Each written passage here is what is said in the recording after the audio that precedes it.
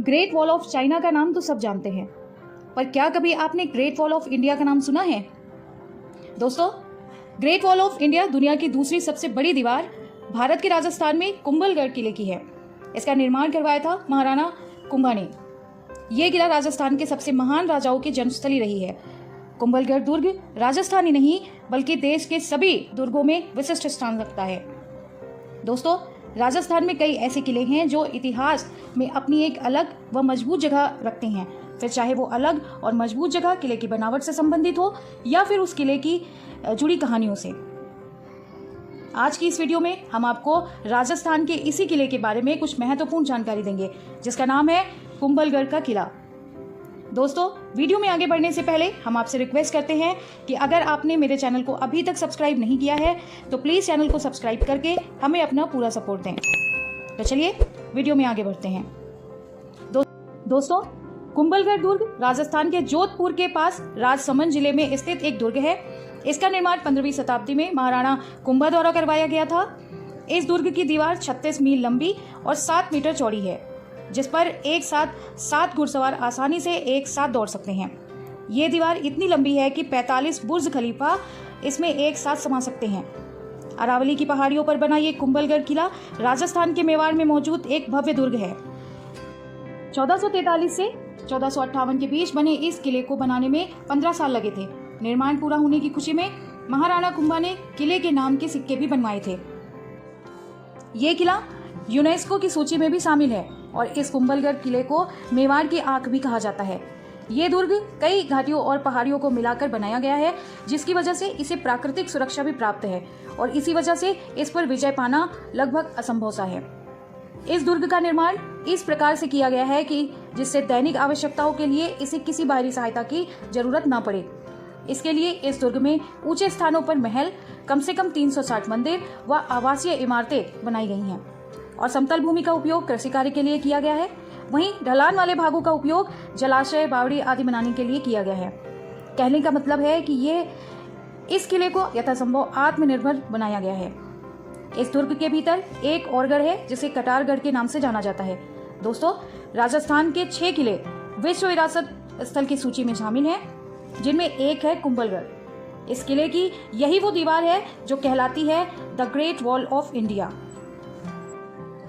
समुद्र तल से 1000 मीटर से भी ज्यादा ऊंचाई पर बने इस किले का निर्माण महाराणा कुंभा ने प्रमुख वास्तुविद माइन की देखरेख में करवाया था। ऐसी मान्यता है कि 2वीं सदी ईस्वी पूर्व में सम्राट अशोक के पौत्र सम्राट संप्रति द्वारा बनवाए गए दुर्ग के अवशेषों पर इस किले का निर्माण किया गया था। मेवाड़ के चित्तौड़गढ़ किले के बाद देश का दूसरा सबसे बड़ा किला कुंभलगढ़ ही है। ये किला 7 विशाल द्वारों और सुदृढ़ दीवारों से सुरक्षित है। अपनी शानदार महलों के लिए प्रसिद्ध इस इमारत में यूं तो कई महल हैं, लेकिन बादलों की ऊंचाई तक ले जाता ये बादल महल लोगों को अपनी ओर कुछ ज्यादा ही आकर्षित करता है। ये महल 2 भागों में बटा हुआ है, मर्दाना और जनाना। महाराणा प्रताप की जन्मस्थली कुंभलगढ़ एक तरह से मेवाड़ की संकटकालीन राजधानी रहा है। महाराणा कुंभा से लेकर महाराणा राज सिंह के समय तक मेवाड़ पर हुए आक्रमणों के समय राज परिवार इसी दुर्ग में रहा करते थे। यहीं पर कुंवर पृथ्वीराज और राणा सांगा का बचपन बीता था। उन्ना राजकुमार कुंवर पृथ्वीराज की छतरी भी इस दुर्ग में देखी जाती है। महाराणा उदय सिंह को भी पन्नाधाय ने इसी दुर्ग में छिपाकर पालन पोषण किया था उनका। आगे चलकर महाराणा प्रताप का जन्म भी इसी किले के अंदर हुआ। उन्होंने मेवाड़ का शासन भी इसी काल से संभाला था। उनके पिता महाराणा सांगा का बचपन भी इसी किले में बीता था। दोस्तों, किले को बनवाने वाले महाराणा कुंभा का असली नाम महाराणा कुंभकर्ण था और वो सिसोदिया वंश के परम प्रतापी शासक थे। अपने जीवन में वो एक भी युद्ध नहीं हारे थे। वैसे महाराणा कुंभा ने सिर्फ इसी किले को नहीं बनवाया, बल्कि उन्होंने राजस्थान में 32 किलों को बनवाकर एक तरह से राजस्थान को सुरक्षित गढ़ बनाने में अपना महत्वपूर्ण सहयोग दिया है। कुंभलगढ़ किले को अजयगढ़ किला भी कहा जाता है, यानी ऐसा गढ़ जिसे जीता न जा सके। इस किले को जीतने की चाहत लिए अनेकों बार इस पर हमले हुए, पर कभी भी कोई इस पर विजय न पा सका। अगर बात की जाए कुंभलगढ़ पर हुए हमलों की, तो पहला हमला इस पर महाराणा कुंभा के समय में 1457 में गुजरात के राजा अहमद शाह प्रथम ने किया था, लेकिन उसकी कोशिश नाकाम रही, उसे वापस लौटना पड़ा। उसके बाद महमूद खिलजी ने 1458 और 1467 में आक्रमण किया, लेकिन दोनों ही बार उसे हार कर वापस लौटना पड़ा। कहा जाता है कि जब खिलजी इस किले को जीतने में कामयाब नहीं हो पाया तो गुस्से में उसने सिसोदिया वंश की कुल देवी बाण माता मां की मूर्ति को खंडित कर दिया। गुजरात के एक अन्य राजा सुल्तान कुतुबुद्दीन, उसने भी इस किले को जीतने की कोशिश की, लेकिन उसके भी हाथ आखिर में कुछ नहीं लगा। इसके बाद बारी आई मुगल बादशाह अकबर की। गद्दी पर बैठने के बाद उसके मन में भी इस किले को जीतने की इच्छा हुई। इसके लिए उसने अपने सेना नायक शाहबाज खान को एक बड़ी सेना के साथ इस दुर्ग को जीतने के लिए भेजा। उस समय महाराणा प्रताप इसी किले में रह रहे थे। कहा जाता है कि मुगलों ने किले में घुसने के लिए महिलाओं को जान से मारने की धमकी देकर उन्हें डराकर किले का जो सीक्रेट रास्ता था उसे जान लिया, पर फिर भी उन्हें कोई खास सफलता नहीं मिली। लेकिन बाद में धोखे से मुगल इस किले के जलाशयों में जहर मिला पाने में सफल हुए, जिसकी वजह से किले में पानी की दिक्कत हुई। पानी की दिक्कत होने से सेना कमजोर पड़ती चली गई और इसका फायदा उठाकर मुगलों ने इस किले पर कब्जा कर लिया। लेकिन मुगल इस किले पर अपना कब्जा ज्यादा दिन तक कायम ना कर सके, क्योंकि बाद में महाराणा प्रताप ने मुगलों से इस किले को आजाद करवा लिया था। मेवाड़ के लिए यह किला किसी वरदान से कम नहीं था। जब भी कोई राजा किसी युद्ध में कमजोर पड़ता था तो वो इसी किले में शरण लेकर अपनी सेना को वापस से मजबूत बनाकर आगे की युद्ध नीति बनाते थे।